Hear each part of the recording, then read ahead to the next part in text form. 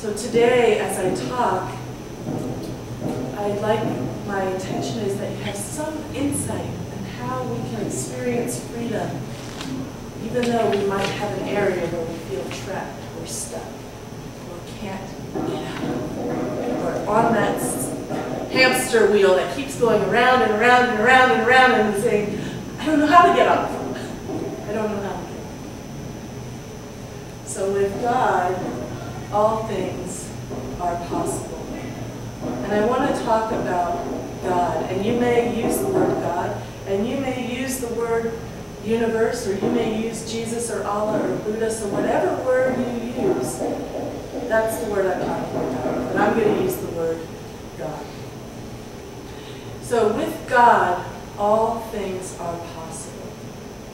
And what God is to me is that infinite source and supply of all life. It is all things that I can see and all things that I can't see. It's all things that I can imagine and it's all things that I can't imagine.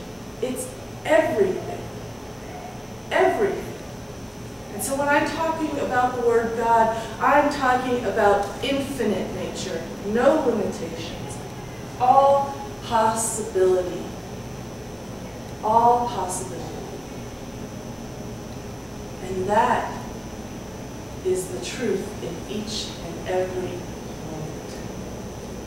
And if you look at time, you can see that possibility keeps you coming into life, into form.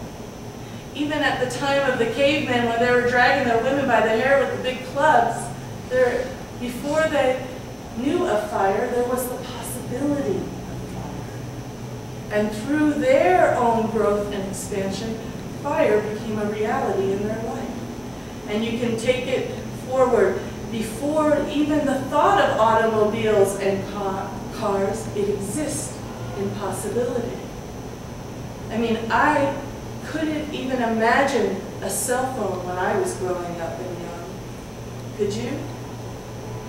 Maybe some of you grew up, my daughter grew up with cell phones all of her life, but I know when I grew up in the late 70s and 80s, I didn't even have a concept or a clue what cell phones were. But the technology existed in possibility, and as we've grown and evolved and stepped out of our comfort zone, we brought that possibility into life. And that's the truth with each and every one of us here. That with God, all things are possible. That area where you're stuck, there's a possibility that you can become unstuck. There is a possibility. That area where you think, oh, it's going to be like this forever, there's a possibility that it won't. And so with God, all things are possible. And each week I have a quote, and this quote, some of you have it, I'll read it here. This is from The Science of Mind. It says, "The all-creative wisdom does not think one thing is difficult and another easy. With God, all things are possible. We must know this, and this power of God must be hooked up with our thought, with what we are doing. Energy connected does nothing. It is only when it is used properly, and it is properly directed, that it accomplishes things." So there is, in this, we call it one mind, one infinite God, one infinite possibility. And what Ernest is saying here is that our own thought, our own mind, is what connects into the infinite mind. And by our thought, we can create an avenue of consciousness through which things happen. And if we have that avenue which says, oh, it always turns out terrible, nothing ever goes my way, then with God, that's possible. And you probably experienced that, oh, it's not going my way. See, I'm right again. But if we can expand our mind, our thought, and say, this is my experience, and I know that there is something good happening here, we can open our avenue and allow for that thought possibility to move through. And what we're called here to do here, live spiritually, we're called to be able to see God, see the divine in everything we see. And that's what the practitioners, Alvin and Lisa, they are trained to see good operating in every circumstance. So it's interesting how we do this. I was talking with a friend the other day, and she hates her job. And she told me that she just really hates her job. And as we were sitting outside of my house, she got a phone call, and she looked at the phone, and she's like, oh, I can't answer it. I was like, who is it? She said, it's my work. And I know that they're just going to tell me that whatever she said, she's like, I just can't answer it. I know it's going to be stressful. They're going to tell me something I don't want to hear. And I said, well, answer it. So she answered it. She's gets off the phone. I said, what did they say? She said, well, they're going to put somebody on the job to help me, but I can't believe they're doing it. They're just trying to get me out of that job. And I said, really? I said, well, I heard that so differently. And she said, you did? How did you hear it? I said, I heard them trying to support you. You're telling me how busy you are, how you can't handle this. And then they're calling you to tell you that they're putting an assistant on with you. And you're now telling me that it's because they're trying to get you out of your job. And she went, oh, that's interesting.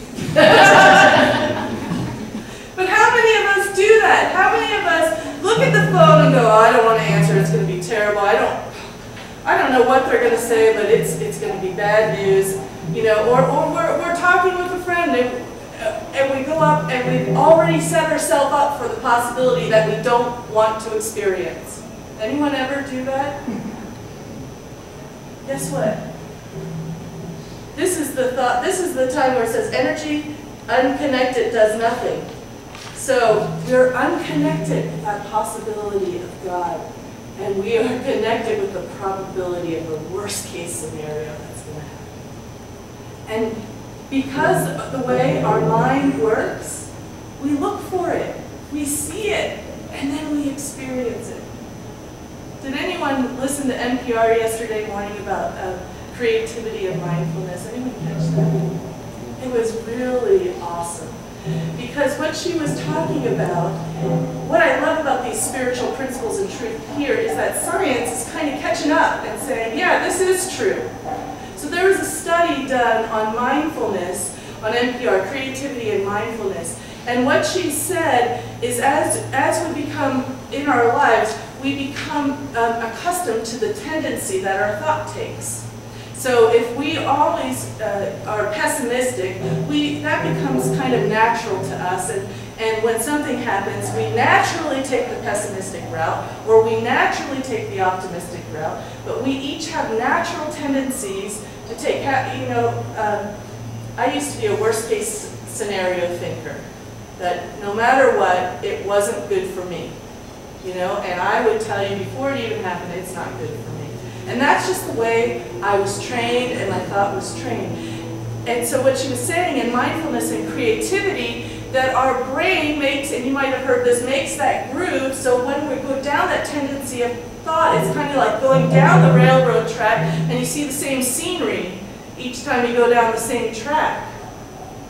And so what she said was that if we practice mindfulness and we can change the tendency of our thought, then we can change the scenery and what we see in life.